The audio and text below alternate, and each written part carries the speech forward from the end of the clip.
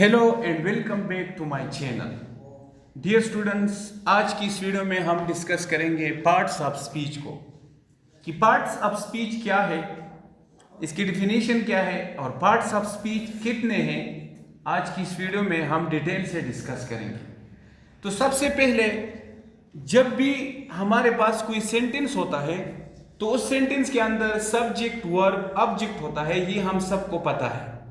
लेकिन इस सेंटेंस में जो सब्जेक्ट, ऑब्जेक्ट और वर्ब है, बेसिकली इनकी पार्ट ऑफ स्पीच क्या है, कि या तो ये सब्जेक्ट, वर्ब, ऑब्जेक्ट नाउन होगा, प्रोनाउन होगा, एडजेक्टिव होगा, कंजंक्शन होगा, प्रीपोजिशन होगा, इंटरजेक्शन होगा। तो उस चीज को जानने के लिए हमें सबसे पहले सीखना होगा कि पार्ट ऑफ स्पीच क्या है। तो पार्ट ऑफ स्पीच किसी भी सेंटेंस में हम देखते हैं कि सेंटेंस में जो पहला वर्ड है, दूसरा वर्ड है, तीसरा वर्ड है, ये क्या है, ये नाउन है, प्रोनाउन है, क्या है, तो इसको हम कहते हैं पार्ट ऑफ स्पीच। तो डियर स्टूडेंट्स, हमारे पास जो पार्ट्स ऑफ स्पीच है वो 9 है। तो हम वन बाय वन इनको डिटेल से डिस्कस करेंगे।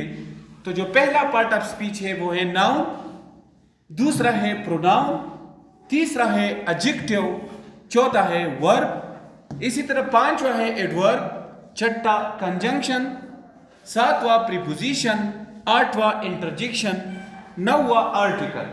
तो ये जो 9 मैंने आपको लिखे हैं, इनको हम पार्ट ऑफ स्पीच कहते हैं। कि कोई भी सेंटेंस, कोई भी पैराग्राफ या कोई भी लेसन या कोई भी बुक जो होता है, उस बुक के अंदर कहीं ना कहीं पर ये 9 चीजें जो है, adjective, noun, pronoun, conjunction, sentence में, बुक में यही होंगे, इसके अलावा कुछ भी नहीं होगा।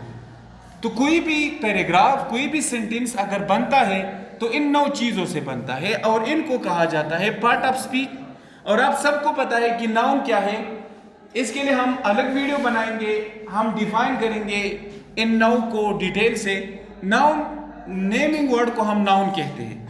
प्रोनाउन, उस नाउन की जगह हम अनदर वर्ड यूज करेंगे तो वो प्रोनाउन होता है। इसी तरह इस नाउन और प्रोनाउन को डिस्क्राइब या मॉडिफाई करने के लिए एडजेक्टिव यूज होता है। फिर आता है वर्ब। वर्ब जो कि आपको पता है कि एक्शन वर्ड होता है।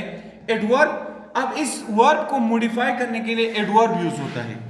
अब अगर मैं कहूं कि एक सेंटेंस दूसरे सेंटेंस के साथ कनेक्ट होगा, एक वर्ड दूसरे वर्ड के साथ होगा कनेक्ट, तो ये किस चीज के थ्रू कनेक्ट होगा? ये कंजंक्शन के थ्रू कनेक्ट होगा। अब एक वर्ड है, दूसरा वर्ड है, इन वर्ड्स की प्रीपोजिशन, इन वर्ड की डायरेक्शन, इन वर्ड की लोकेशन, इसको बताने के लिए हम प्रीपोजिशन का यूज करते हैं। इसी तरह इंटरजेक्शन, कि जब भी हम कोई बात करते हैं तो बात में कहीं ना कहीं पर हमारे अंदर स्ट्रांग इमोशंस होती है। जिस तरह हम खुश होते हैं, परेशान होते हैं, हम हैरान होते हैं, तो इसी तरह के सेंटेंसेस जब होते हैं तो उनमें हम जो पार्ट ऑफ स्पीच यूज करते हैं वो इंटरजेक्शन है। और लास्ट में आता है आर्टिकल। तो स्टूडेंट्स, आर्टिकल हमारे पास 3 है, ए, एन, दो, और टाइप्स ऑफ आर्टिकल भी है जो कि 2 है, definite article and indefinite article. तो आज की क्लास में हमने डिस्कस किया parts of speech. Parts of speech क्या है वो हमने डिस्कस किया, हमने सीख लिया। पार्ट्स ऑफ स्पीच कितने हैं वो भी हमने इस वीडियो के अंदर सीख लिया।